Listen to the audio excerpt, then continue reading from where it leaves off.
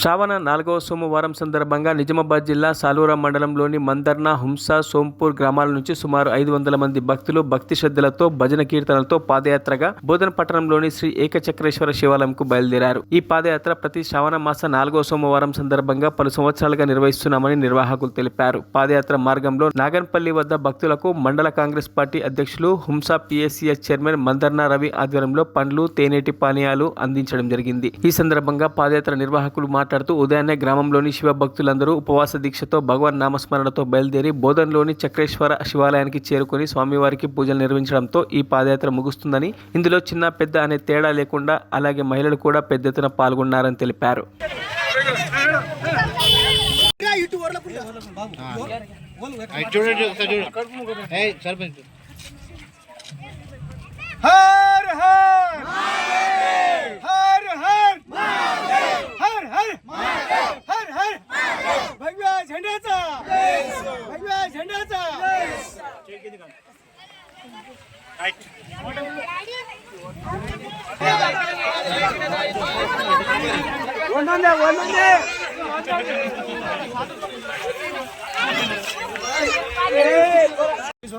సోంపూర్ గ్రామము.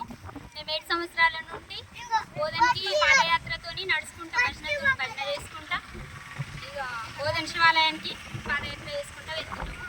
First 10 మందితోని start అయ్యి ఇప్పటికి 30 మందితో వెళ్తున్నాము.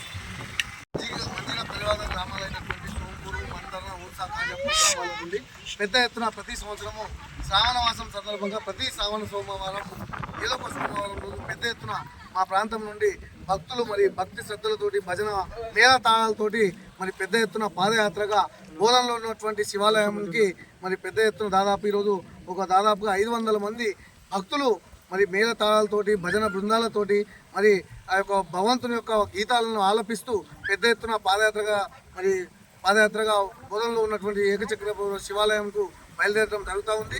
వారికి మా వంతుగా కృతజ్ఞతగా, ఎందుకంటే పాదయాత్ర చేస్తూ ఉంటారు, ఒక పొద్దు ఉపవాసం ఉంటారు కాబట్టి వారికి మా వంతు పుణ్యం రూపంలో ఉంటుందన్న కృతజ్ఞతగా మేము చేస్తూ ఉన్నాము.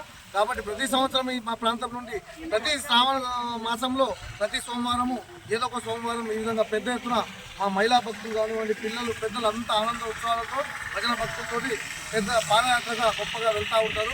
కాబట్టి ఈ సందర్భంగా మరి వారికి తోడుగా మేము కూడా మా వంతు సహాయ సహకారాలు ఇచ్చడం జరుగుతుంది. మరిన్ని అప్డేట్స్ కోసం మా ఛానల్ని సబ్స్క్రైబ్ చేయండి.